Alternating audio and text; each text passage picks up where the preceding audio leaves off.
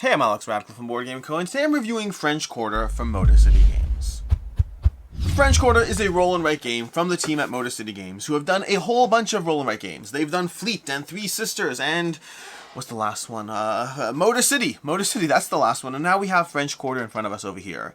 This is a prototype, all rules and components subject to change. Right now in front of me, I have this as a print and play, but the final version of the game that you are backing or not backing or considering is not a print and play, so just take that into account. What you see here is printed out stuff as opposed to the actual game you'll be getting your hands on. You can take a look at any of their other previous games to get an example of the quality of the components and how things will play out, but just want to make sure you're very aware this is not actually a print and play. This over here, this here is a print and play. What you're getting is not going to be. But I'll have a link to the crowdfunding, I'll have a link to the Kickstarter below, but with that, let's go ahead and talk about how you play the game, because this is a roll and write game. Over here we have the setup for, I think I should have one more die. No, I think we're good over here. We're good over here. We're going to go ahead and roll some dice over here. And you're going to have different dice depending on the player counts and even possibly different cards. These taxes over here, not present in a two-player game. We're going to go ahead and roll our dice. Now, I do have two purples, but I've decided over here, it's only because I don't have the proper color dice over here. And so I'm going to be using the pink and the purple, just whichever one is more left or right aligned. You'll see what I mean over here. We're going to grab this, put this over here. We're going to grab this, put this here. This is the red. We have the green over here. We have this leftmost purple is going to be our pink, and this rightmost purple is going to be over there, and that's really helpful that they're both sixes, because that means I couldn't have messed with things even if I wanted to over there. But from there, you're going to put out the dice on the cards, then players are going to go ahead and choose a card. Players are going to choose a card and resolve a few things as they try to move around the board. Now, I did forget to do two things. We're going to put our pawn on the board over here, and we're also going to go ahead, we're going to put our pawn on our starting building, on the Alma House Hotel, and we're also going to go ahead and roll one of these sixes. Well, we roll in a second. We got 5. That's going to be 5 over there is going to be our starting zone, and so we're going to go down here and mark the starting zone of 5. That's where our parade is going to start down over here. Now, I'm going to pretend it's my turn over here because, well, I'm the only one actually here. So I'm just going to take my turns and then deal with a phantom second player, although I didn't really set it up for a 3-player. Well, you know what? Honestly, let's go ahead and move this. Let's move these taxes out of the game to make our life a little bit easier. We'll come back to those later, but just to mimic a 2-player game experience over here. So what I'm going to do is I'm going to go ahead and grab a die, and let's go ahead and grab, I can move to any space over there, I can socialize, I can walk. Basically, these are the 5 different movement actions I can take over here. And so what I'm going to do is I'm going to try to figure out which one I want to do as I go through it. And let's go ahead and grab the riverboat. So the riverboat is going to allow me to move to any space on Decatur Street or North Front Street. Decatur is down here, North Front's over here, so any of these spaces are available to me. But I'm also going to go ahead and take these symbols over here. So what we're going to do is we're going to take these symbols, and I'm going to look for their respective areas. So I'm going to mark a box on the party house over here, because on the Bourbon Street, the riverboat, and I'm also going to mark one over here on St. Peter Street because of that symbol. So I'm going to get the symbols on the cards that I chose. I'm also going to be moving to that location, so let's go ahead and move to that location, and let's go ahead and move to the home of Blues and NOLA over here. We're going to put a 2 into that box because that's the die I chose. We're going to choose a 2 over here. There we go, perfect. And we have that done. I'm also going to go ahead and take an umbrella because it says take an umbrella on this house. And I'm going to go ahead and mark off this thing over here, which means I'm going to get the first ability. This first spot in each of these panels over here, this spot is going to give you the ability, so I get now earned this over here, which means later I can check this off to move plus 1 or 2 spaces. That'll make more sense shortly. That's it. That's a dice placement. I'm done. It's all good. Everything's all fine in the world. Now from there, we're going to go and continue, and we're going to continue by, let's say, having the other player choose something. So let's just have this be a little random. We're just going to roll die 1, 2, 3, 4, and we're going to keep counting. So if we roll this, they chose 3. 1, 2, 3. They chose the carriage, and they're going to be moving 3 spaces. I actually wanted the carriage for the sake of this conversation, but we'll have them do the carriage. So they're going to take the carriage. The carriage die is gone. No problem. They do their thing. And I'm going to choose my stuff. And here's what's tricky. In theory, I might want to socialize. In fact, actually, I'm actually going to do this properly. Okay, so I'm going to socialize over here, and I want the control and the ability to socialize. You'll see why very shortly, but what I'm going to do past that is I'm going to go ahead and, how do I want to handle this? I'm going to socialize, but I'm going to actually, socialize lets me move 1 space. The problem is if I move 1 space, I can only move over here, and I have to draw the number in a house. But you can't draw a number in a house unless it's separated by a maximum of 1. So I could draw in this house here, or here, or here. I could draw a 1, 2, or 3. I cannot draw anything larger than that because that would be more than 1 away from 2. So I can't draw the 6 there. So I'm actually going to mark this spot off right now. I'm going to use this right here, which lets me move plus 1 or 2 spaces. So I've used this ability. I can no longer use it. It was a one-time ability there. And I'm going to go ahead and use this to move 2 spaces. And how do we want to do this over here? We're going to go ahead and have this. I haven't given this enough thought, honestly, but we should probably give this more thought. Let's go ahead and have it go. I don't know. I have not thought this through too much. Honestly, I shouldn't socialize, but it's too late. It's too late. We're going to lock this in. I'm going to go ahead and go an extra 2 spaces. So I'm going to move 1, which is one which what I could do, and then I'll move over here to Kelly's tea readings over here, where I'll be able to go ahead and mark off a 6 in this box over here.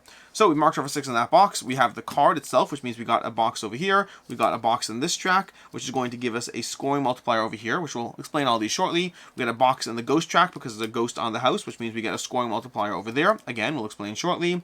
And that is basically going to be my turn. And then we're going to have the other player, and I'm going to note that I took the socialized card because it's relevant shortly. And then we're going to have somebody else take, let's say, this card, done, and that's all that's left.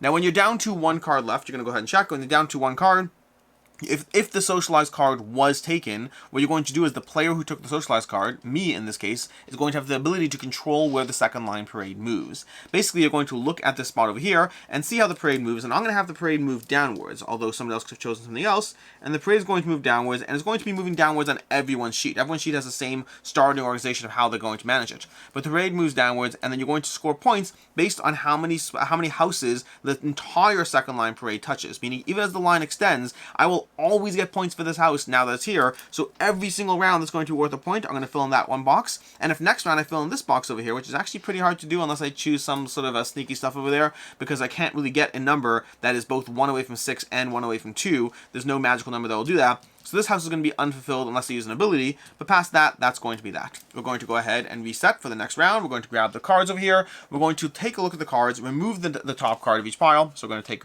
one of these off and just go to the next card in the pile, in the stack. Sorry, these are printed out over here. We've got 1 over here. We've got another. We'll play it 1 more round and then go through everything else that we didn't cover. So we're going to go through here, over here. We're going to go this card over here and continue just setting out these cards, and then roll our dice again to continue resolving this. These are going to give you slightly different symbols. The text on the cards is always going to be the same, meaning you're always going to have the same movement rules on a card, but you're going to have different symbols that the card gives you, slightly changing how you interact with them so you don't get too locked into a single symbol type, which otherwise you would find yourself doing. We're going to go ahead and roll the dice over here. I'm going to roll them, and again, the leftmost pink goes here, the rightmost pink goes there, the red, the green, and the blue, and that's going to be the other person's team turn. They're going to go and take their turn, and we're going to roll that extra die over here to see which one they choose, and they chose number 2. Boom, 2 is gone over here. And then on my end, I'm going to go ahead. There actually are solo rules, by the way. I'm just mimicking a 2-player game while semi-dealing with someone taking the dice, but not really dealing with scoring. But on my turn, I'm going to try to figure out how to manage over here. We have a 6, we have a 5, we have the, I could move that party space more. I think I'm going to go ahead and, you know what? I want to control the second line. I want to have agency over where it moves. So we are going to go ahead and take this 6 over here. And I think this allows me to move 1 space. So I think I'm actually going to move over here, 1 there, and we're going to go ahead and mark this with a 6 over here, and mark off the first box there. If I mark off the second one, it's going to give me points. I'm also going to go ahead and mark off a little party track, and the star lets me mark off anything. Where do I want to go? I think I'm going to mark off over here, and I'm going to take either the ability or the scoring multiplier. You know what? I think I'm going to go for the scoring multiplier. I think I'm just going to go ahead and go heavily for St. Anne Street, even though I have nothing on there right now. It is what it is. But that's going to be my turn over there. We'll again, I've done that. I've done the things. We're all good. I'm going to go ahead and have them roll the die to see what they choose. And 1, 2, 3, 4, 5, 6. This one's gone. They did socialize? No, I did socialize. 1, 2, 3, 4, 5, 6. It's going to be this one. We're going to have this over here, and then I'm going to be left with one of these 2 options left. And I think I'll go ahead and Decatur or North Front Street. I kind of want to get a spot over here, but I don't think I can, so we're going to just leave that alone, unfortunately. We'll go ahead and try to get a 5. We'll do this 5 over here, move 1 to 3 spaces. I'm going to move up here, and I'm going to mark off a 5 in that box, which is not the worst place to put a 5, honestly. So we're going to go ahead and do that. I moved only 2 spaces to do that. We're going to mark our symbols. I'll get another umbrella. I'll get that shrimp track up here, and then we'll move the socialize the north line. I'm going to have the north line move over here, where it's going to score 1, 2 points. 1, 2. And now I've got them 2 points, and the north line continues to extend. If I can get it next round, I'm going to have it go up, so we can start partying around the block like that. That's basically the turn sequencing you're going through in French Quarter. Now, a few other things to talk about. As you go through the game, the general idea is you're trying to accelerate up multiple tracks. So, for example, you're trying to move up these tracks over here, because every window shape pattern is going to give you a window-based ability or bonus, something that's either going to be an ongoing scoring ability in some sense, something that gives you a rule break, or sometimes one-time use abilities. But yet, all of these are going to be different abilities, although these ones are actually bad abilities. We'll talk more about that shortly. But also, as you get the little fleur-de-lis symbols, what you're going to be doing is you're marking off these scoring multipliers. So right now, I would get points for every single building on St. Anne Street that I have a number in. I would get multiplied by 2, which would be better if I had more than 0, because I have 0 right now. But in theory, right now on the Bourbon Street, I currently have Nothing on Bourbon Street either. I'm doing great over here. Do I have any of the multipliers? No. I currently have no points from any of these multipliers, but as you get towards the end of the game, or just play better, you'll get a lot of points, because you have these color streets over here. St. Anne's, we have St. Peter's, we have Bourbon, we have Decatur, and then we have this one over here, Conti Street over here. And these streets, as you have certain numbers within those streets, as you get certain multipliers over here, you'll multiply the presence you have by the number of houses you have an impact in, and you can get large chunks of points. In particular, Bourbon Street is going to give you a 5 times multiplier, which I've gotten in this game, and a 5 times multiplier times like 10 houses, which I've done, is going to be 50 points you'll get alone for that partying thing at the end of the game. And so you're trying to be mindful of trying to get the fleur-de-lis in the game as you try to go ahead and get the right houses to match up with those blocks. Meanwhile, you're also getting various abilities, and there are a lot of powerful abilities in the game. They give you lots of ways to break the game, from adding extra icons to every house, to filling in extra houses as you go around there, to gaining stars whenever you map out these small houses in the game. There's just a lot of extra things you get to do in the game by getting those abilities, both one-time use and ongoing and scoring abilities in the game. And you're trying to be mindful of all that.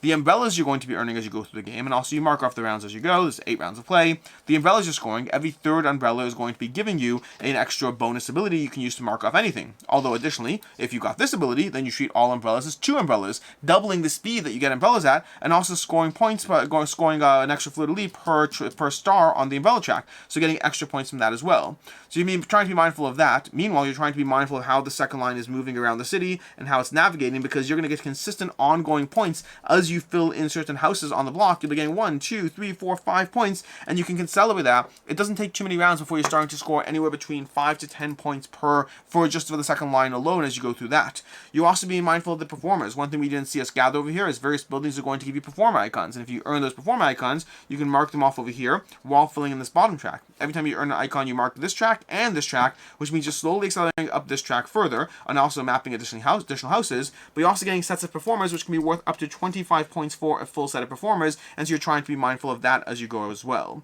And so you're doing a whole bunch of things to score points. You're going to be getting that multiplier for every single one of those 5 blocks. You're going to be tracking that down at the end of the game in each of these 5 regions over here. You're going to be scoring for your second line. You're going to be scoring for the performers, and lastly, you're scoring for buildings.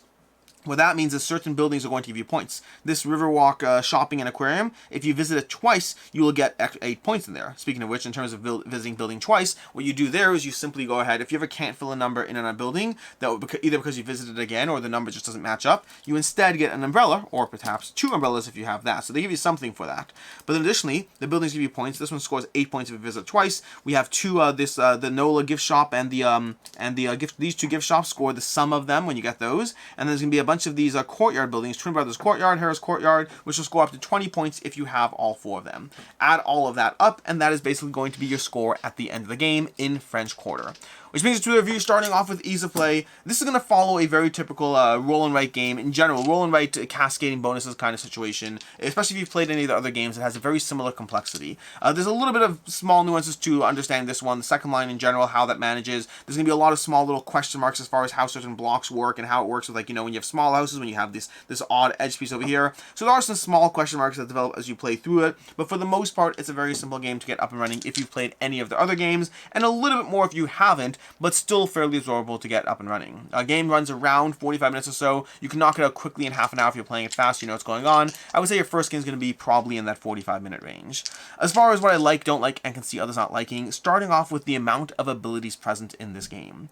In general, the genre of games from Motor City, the genre of roll and write games that have you going through a ton of cascading bonuses that iterate and grow as you continue to play through it, they're all very rewarding what they do, but they all have slight differences to the ways they play and the reasons why you might want one or another. But the sheer amount of abilities that you earn from over here as you go through this is something that I guess is present in a bunch of theirs to a degree. I would say most present in Three Sisters for the most part, but there's a ton of abilities you're going to be earning over here. There's 12 different abilities you're trying to think through how you can earn them, and the fact that you have to earn them procedurally as you go through them. And there's the bottom street, which has higher multipliers, but the cost of negative abilities that you simply cannot avoid, so you're trying to balance that as you go.